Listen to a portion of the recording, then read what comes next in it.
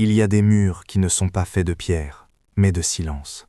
Des forteresses dont les douves sont creusées par la peur et la paranoïa. Au 93 Palm Avenue, à Miami, le soleil de Floride frappe encore le stuc blond d'un manoir colonial espagnol. L'air est lourd, salé. Mais sous la façade de respectabilité, les échos d'un empire bâti sur le sang et l'or refusent de se taire. C'était la citadelle d'un roi déchu, le sanctuaire d'un monstre qui cherchait désespérément à être aimé. C'était la maison d'Alphonse Capone. En 1928, Capone n'a pas simplement acheté une maison. Il a acquis un trône. Le prix d'achat, 40 000 $, semble presque modeste. Mais converti aujourd'hui, cela représente environ 680 000 €. Une somme déjà obscène pour une nation au bord de la Grande Dépression. Cependant, le véritable coût de sa tranquillité d'esprit était bien plus brutal. Immédiatement, il a injecté 200 000 $ supplémentaires dans la propriété.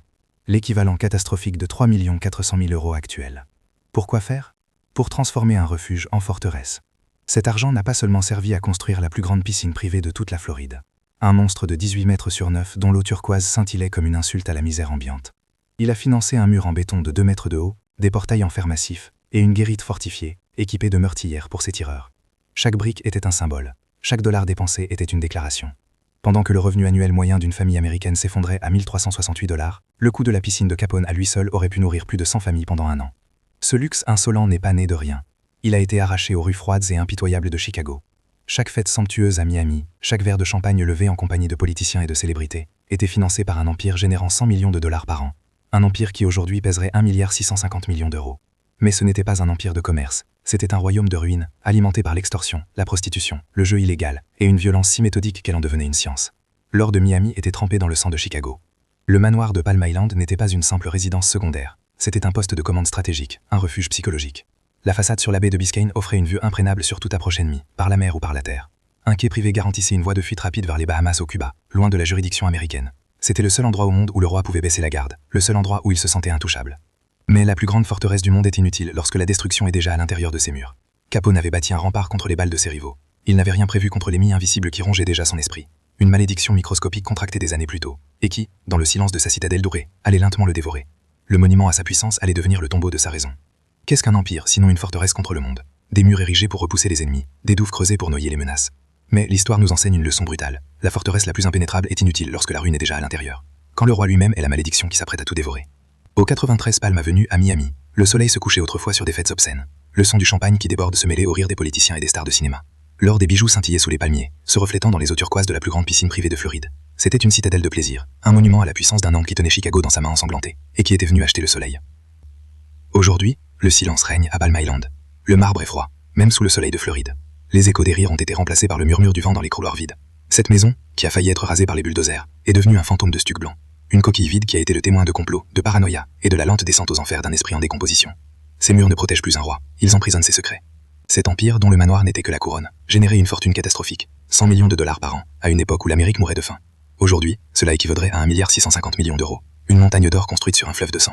Mais cette histoire n'est pas seulement celle de l'argent, c'est l'histoire de la façon dont un homme, au sommet du monde, a été détruit non pas par les balles, mais par un secret qu'il portait dans ses propres veines. La réponse se cache dans les fondations mêmes de cette maison. Dites-le nous dans les commentaires.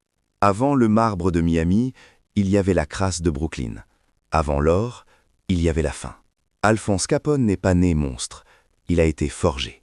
Forgé dans le froid et l'humidité d'un appartement surpeuplé, où l'odeur de la pauvreté s'accrochait au mur comme une maladie. Fils d'immigrants italiens, il portait un nom qui pour beaucoup était déjà une condamnation.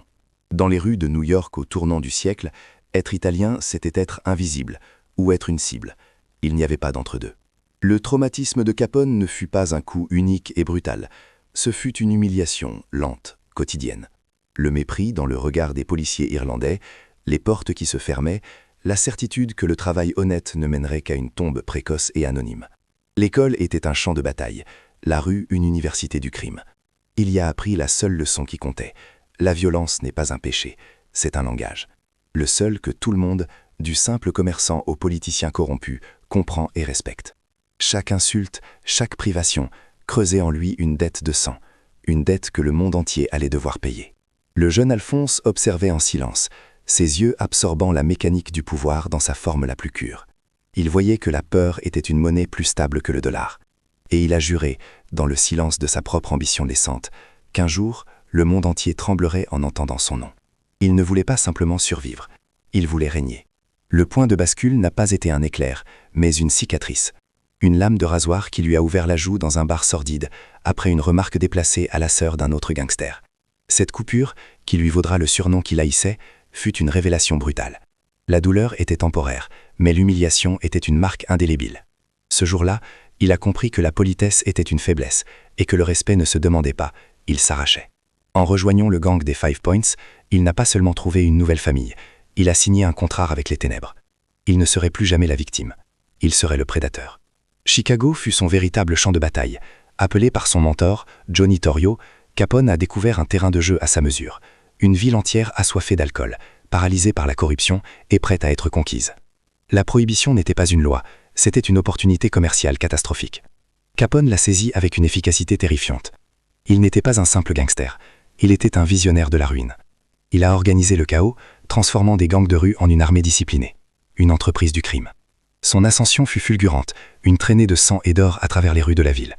Les camions de bière et de whisky roulaient jour et nuit, chaque cargaison valant une fortune, chaque livraison protégée par des hommes armés de mitraillettes.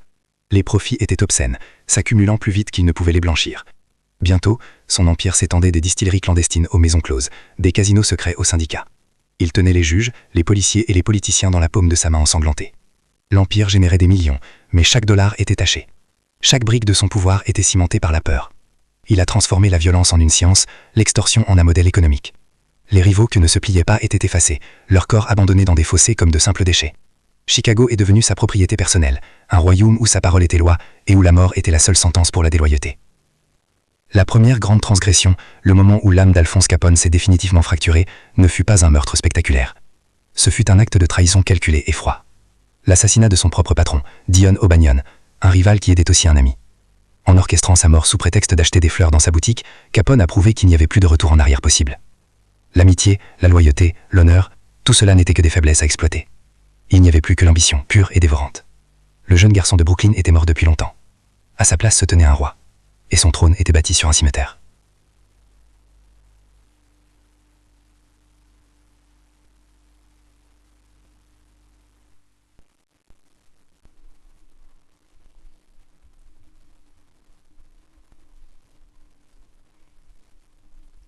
C'était le métal des rois, et Capone, le fils d'immigrés de Brooklyn, se couronnait lui-même, ici, sous le soleil de Floride.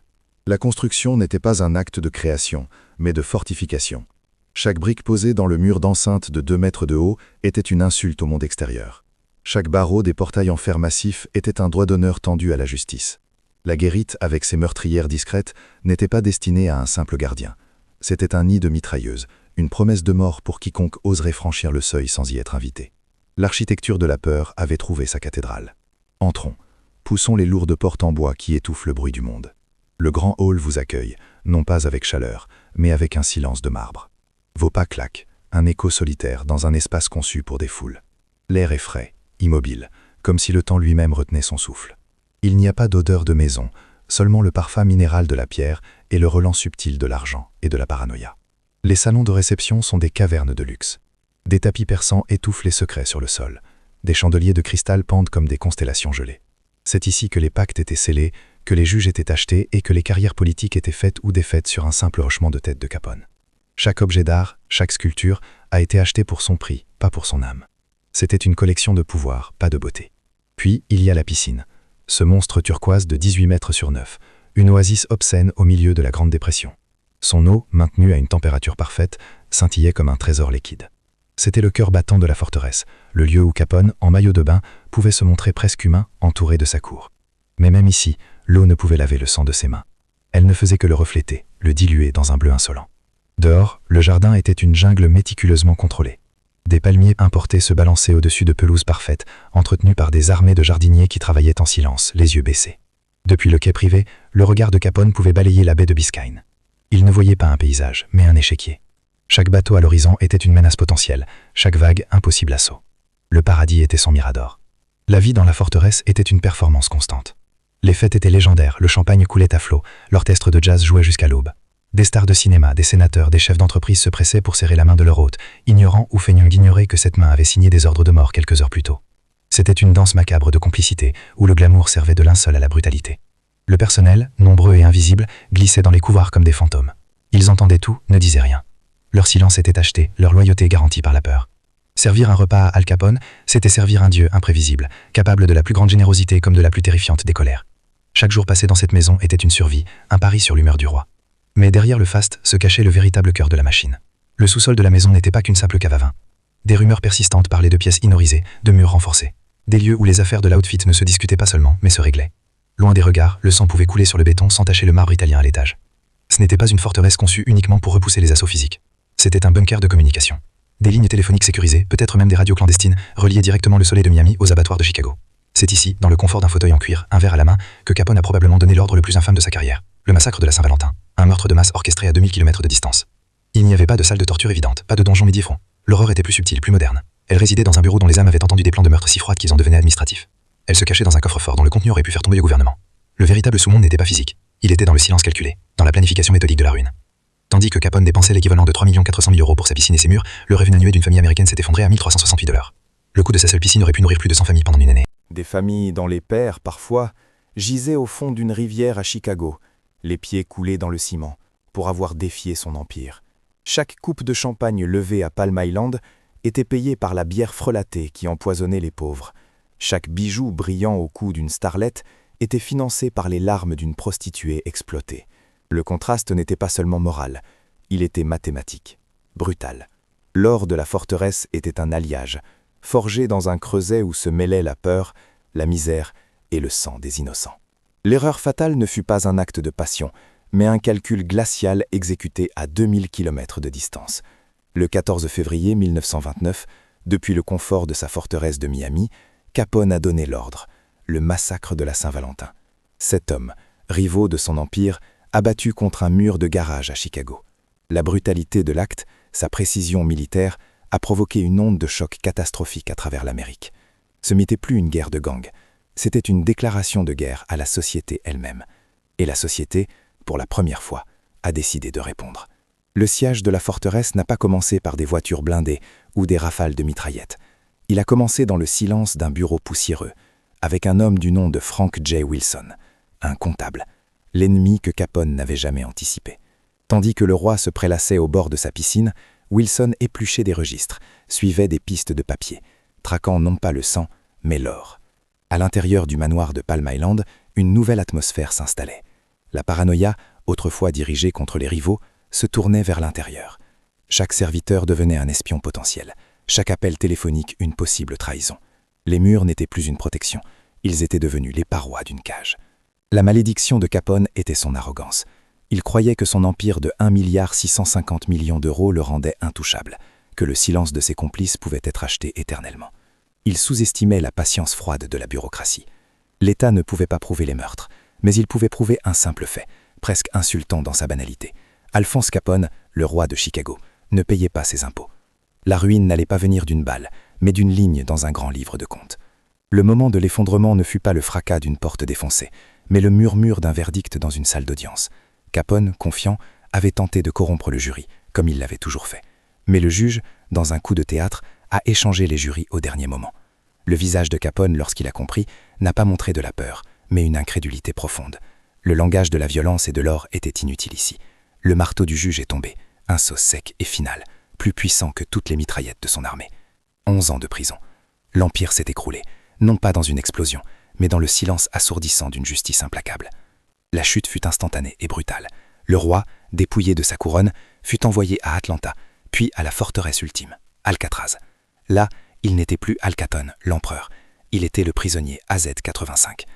L'ennemi invisible, la syphilis qui rangeait son cerveau depuis des années, a profité de sa faiblesse. Le prédateur est devenu la proie de sa propre biologie. Son esprit, autrefois un labyrinthe de stratégies criminelles, est devenu un dédale de confusion et de délire. L'homme qui commandait des armées de tueurs formait maintenant un groupe de musique avec d'autres prisonniers, jouant du banjo et écrivant des chansons d'amour pour sa femme. Les échos dans sa tête n'étaient plus ce désordre de meurtre, mais les voix des fantômes de ses victimes.